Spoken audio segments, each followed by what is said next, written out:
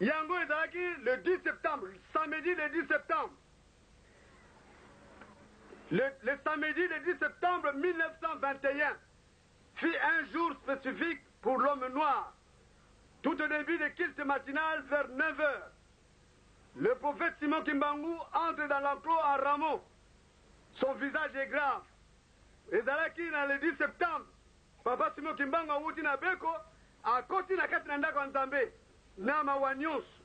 Il s'adressa à la foule à ces termes. Mes frères, l'Esprit est venu me révéler que le temps de me livrer aux autorités est arrivé. Bande konangai, molimo yebisi ngai te, tango na ngai ya kokangama na bakonzi ekoki. Tenez bien ceci. Avec mon arrestation commencera une période terrible. Nabokangami na ngai, pasi ya makasi ekobanda. D'incisive persécution pour moi-même, pour un très grand nombre de personnes. Il faudra tenir ferme, car l'Esprit de notre Dieu Tout-Puissant ne nous abandonnera jamais. Malamu motema makasi, pote molimu na Nzambe na biso ekoki kotika biso te. Il n'a jamais abandonné quiconque se confie à lui.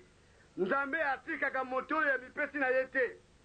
Les autorités gouvernementales vont imposer à ma personne physique un très long silence, mais elles ne parviendront jamais à détruire l'œuvre que j'ai accomplie.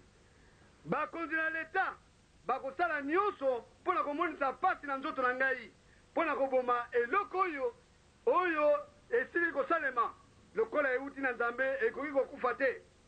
Certes, ma personne physique sera soumise à l'humiliation, à la souffrance, mais ma personne spirituelle se mettra au combat contre les injustices sémées par le peuple du monde, de ténèbres qui sont venus nous coloniser. Nzoto na ngai oyo ekomona pasi, mais nzoto na ngai molimo ekotambola ekobundisa bango baoyo bayekomonisa biso pasi.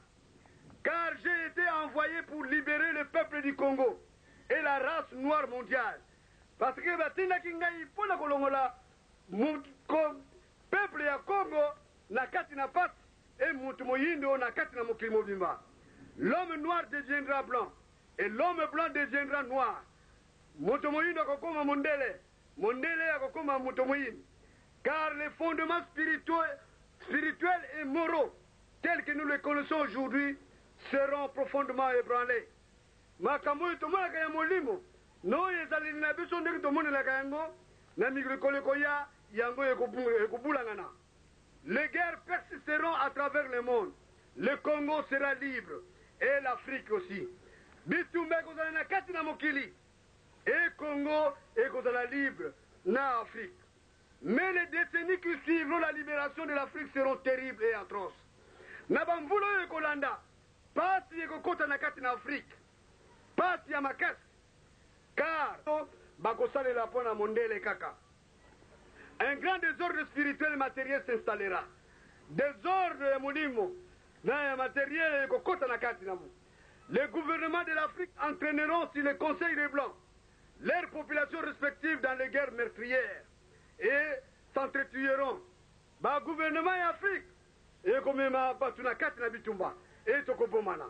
La misère s'installera. Pasi ekokota na kati na mokili. Beaucoup de jeunes quitteront l'Afrique dans l'espoir d'aller chercher le bien-être dans les pays des Blancs. Ba jeunes mingi bakolongwa na kati na Afrique bakokende na mboka bapaya pona koluka likambo oyo bazali koluka kuna. Ils parleront toutes les langues de Blancs. Bakoloba minoko nyonso ya bamindele. Parmi eux, beaucoup seront séduits par la vie matérielle de Blancs. Na kati na bango mingi bakobunga na tina na vie oyo bamoni na bamindele kuna. Ainsi, ils deviendront la proie des Blancs. Bakokoma misuni ya bamindele. Il y aura beaucoup de mortalité parmi eux. Bakati na bango mingi bakokufa et certains ne reverront plus leurs parents. Et batu mususu bakomona mpe batata na bango lisusu te. Il faudra une longue période pour que l'homme noir acquiert sa maturité spirituelle. Il faut tango molai pote mutu moyindo azwa bomoto ya molimo. Celle-ci lui permettra d'acquérir son indépendance matérielle. Kaka bomoto wana ne akozwa indépendance, oitobengi indépendance matérielle. Alors s'accomplira la troisième étape. Dans celle-ci naîtra un grand droit divin. Tokobanda, troisième étape, Yangonde, Mokonzi Monene, Akobotama, Mokonzi Nzambe. Il viendra avec ses trois pouvoirs. Akoya n'a pas pouvoir misato, pouvoir spirituel, pouvoir scientifique, pouvoir politique.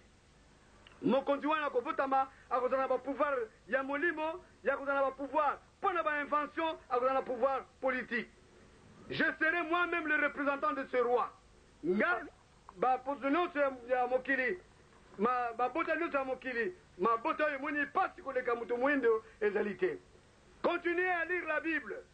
À travers ces écrits, vous arriverez à discerner les actes de ceux qui sont venus vous apporter ces livres et les écrits ou principes moraux contenus dans ces livres.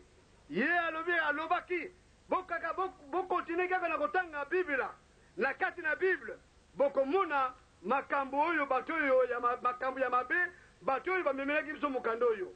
Il faut qu'un voleur soit saisi avec l'objet qu'il a volé. Il faut que Moyibi bakangaye na eloko oyo ya yibi. Nous aurons notre propre livre sacré. Tokoza mokana na biso moko ya Nzambe, dans lesquels sont écrites des choses cachées pour la race noire et le peuple Congo. Na kati na mokanda wana mabombami oyo komamaki pona moto moyindo na moto ya Congo d'Antotila. Un instructeur viendra avant notre retour. Pona bozongi na bango, Motei akozonga pour écrire ce livre et préparer l'arrivée du roi. Il sera combattu par la génération de son temps. Motei akoya akoteya pe akokoma mokanda wana. Mais bako bundisa ye na batina tango na ye. Mais petit à petit, beaucoup de gens comprendront et suivront son enseignement. Et moke batu nyonso bakolanda ye. Car sans cet enseignement, qui préparera le peuple Congo? Ce qui m'a dit, Congo. Car l'arrivée du roi sera très meurtrière et sans pardon. Boye Yamokonziwana et Gozala, Boye Moko sans pardon et Liwa et Gozala. Alors, il faut que le peuple Congo soit instruit avant cet événement. Il faut que le peuple Congo batte avant Makamouane et Koma. Vous ne savez pas encore ce qu'est une guerre spirituelle. Boye bité. Quand le peuple Congo commencera à se libérer, tout pays qui osera attaquer le Congo sera englouti sous les eaux. Ils sont envoyés par le Père Tout-Puissant. Nanozoyebi, makati ya mutoyo batindi nakati ya mokilité. À quoi sert l'homme de s'attaquer à Dieu? Le jour de sa mort, même s'il savait beaucoup de biens matériels, il n'a même pas le temps d'arranger son doigt. Et là, on dit que s'attaquer à Tata Nzambe. Mokolo na ye même, biloko na ye même akoki ko arranger un côté. Vous n'avez pas le temps ni l'espace. Il est un tout dans le tout. Nzambe azali tangote, azali pe esikate et azali esikanyos azali. La génération Congo perdra tout. Génération Congo ekobungi samakamingi. Il sera embrouillé par des enseignements de principes moraux pervers du monde européen. Génération ekobungi samakamu mingi na matei ya mabe oya koyoka à travers bamindele. Elle ne connaîtra plus les principes maritaux de ses ancêtres. Akobota na makambo bakoko na ye bateya kaye. Il ignorera sa langue maternelle. Akobota na même monoko ya mama na ye. Alors, je vous exhorte à ne pas négliger ni mépriser vos langues maternelles. Na yebisibino mutomoko asika monoko ya mama na yete. Il faut les enseigner à vos enfants. À vos petits-enfants. Car viendra un temps où les langues de blanc seront oubliées. Dieu le Père a donné à chaque groupe humain une langue qui sert comme une alliance de communication. Nzambe tata a fait ce qui montre monoko na ye pour na koyoka na ye. Tala ba tata na ba mama. Likamboyo et mon ami na carte internet bat bazali ko zela lelo ngana yo toye na likamboyo tata bana Israël bateya ki yango na bana na bango na batekolo na bango iyo lobini Esaïe alobi na biso alobaki na bana Israël Abraham azali tata na bino ye moto abotaki bino Sara azali mama na bino ye moto abotaki bino boyokela ye ye nde motu akomema lobiko na bino tata lelo oyo ye moko azongeli biso ye moko alobaki yango tala pasi makambo mingi se emonani bakomi yango na kati na bainternet bato bazali koluka il faut toyeba makambo ya papa Simon Kimbangu alobaki tosenga pardon lelo oyo nga na yo tomemani awa mpo na nini mpo na likambo wana ekangamaka na 21